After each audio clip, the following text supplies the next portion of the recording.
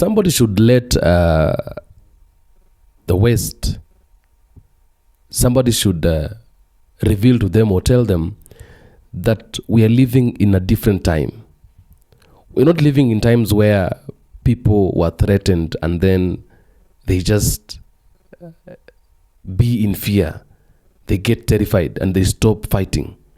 We are in a very different generation. We are living in a generation where, and we are living in times where, when we say it is forward we go, we forward we go. We are living in a generation when we say backwards never, we mean it.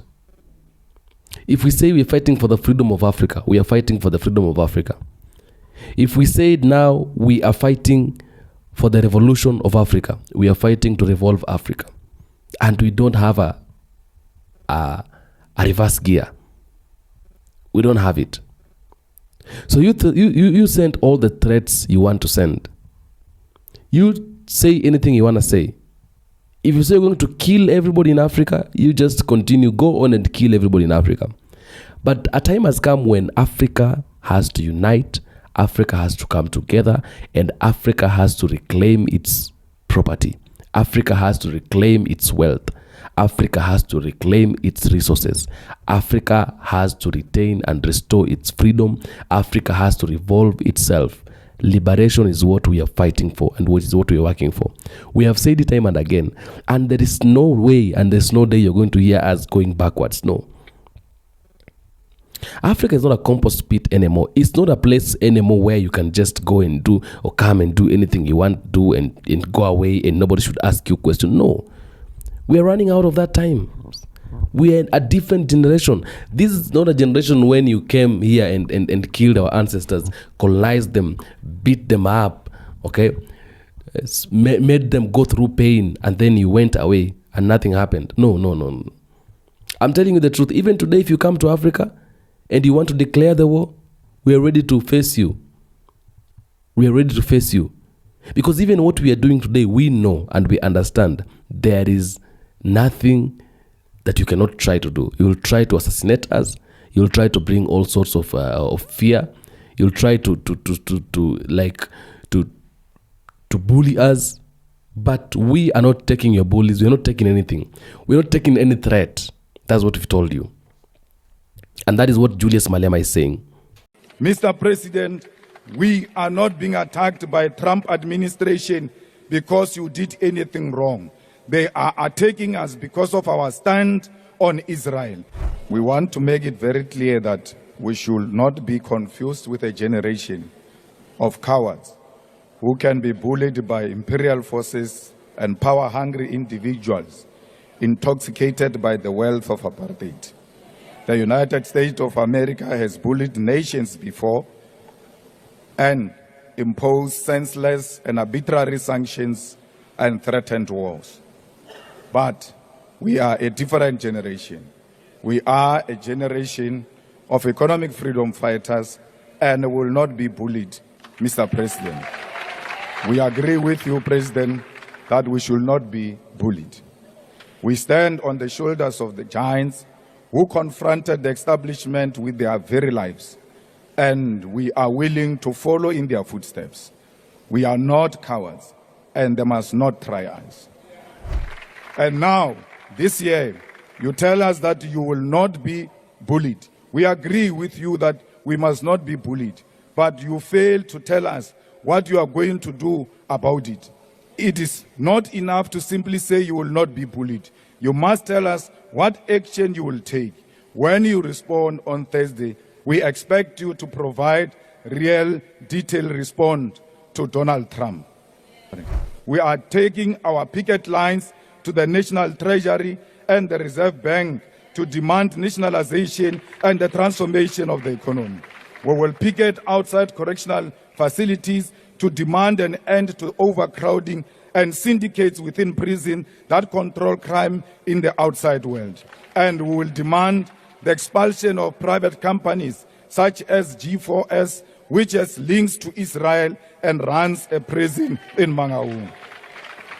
We continue to stand with the people of Palestine who remain under siege. We agree as the National Assembly that the Israeli embassy must be closed. Yet their flag continues to fly in our country, while Palestinians are threatened with mass deportation to foreign lands. We support the government's case in the International Court of Justice, and we must remain resolute in the face of sanctions and sponsored attacks. And importantly, we must oppose the colonization of Gaza by the USA. Justice and freedom for Palestine. One day, the people of Palestine will know the true meaning of freedom. Mr. President, we are not being attacked by Trump administration because you did anything wrong. They are attacking us because of our stand on Israel. They are attacking us because of the action the government has taken to ICJ. And we are saying to you, do not be misled by people who are saying you are under siege because of expropriation, which is meaningless act. That act does not say anything, and they all understand that language. They are using it to fight our case against Israel. And when you say they cannot bully us, you must start by removing the Israeli embassy to show them that will not be bullied. Thank you very much. We are having lions in Africa. It's not like those back times when you used to threaten people and then they stop doing what they're doing. Because Africa belongs to Africans. Africa is for Africans. Africa does not belong to you. Africa is not your land. Africa is not your home. Africa is for Africans. Okay? You have your home. You have your land. You have a place where a place where you're living. A place where nobody would just come and tell you anything, or rather try to give conditions, to give you rules, tell you what to do. Okay? Even if someone tries to do that, you will say this is an enemy. And that is why we are calling you enemies sometimes. You're forcing us to call you enemies. You don't have to call you enemy, but you're forcing us to call you enemies. Because anytime you're trying to fight for our rights and our freedom, it's like you're intruding into our matters and trying to interfere. You don't want us to go left. You want us to go right and follow what you say. No. Those times were over. We are a generation that does not fear anything. A generation that understands. Someone borns some time, and the time comes when this person will die. Okay? And we know freedom will not come for free. We have to fight for it. As Ibrahim Traore says every day, as Julius Malema says every day, as Dr. Arikana says every day, we have to fight for the freedom. Okay? And we are all soldiers, especially the young generation, the youths of Africa. I'm telling you, we are all soldiers. We heard that you're sending threats to Julius Malema in South Africa. And Kenyan Gen Z were like saying, we will travel to South Africa to protect Julius Malema. So don't play with Africa. Africa is taking another turn. It's taking another way. Okay? Don't play with us. We are fighting for what belongs to us. We are fighting for the motherland, for the freedom of this nations, for the freedom of this continent. We have to retain back, to reclaim back. We have to bring back our value. We know we have value. We know all these things. And we know you fear when you unite. You know, even you personally, you know how dangerous can we be when we come together. You know how dangerous can we be when we are at our prime. You know how dangerous can we be when our economy is stable. You know that.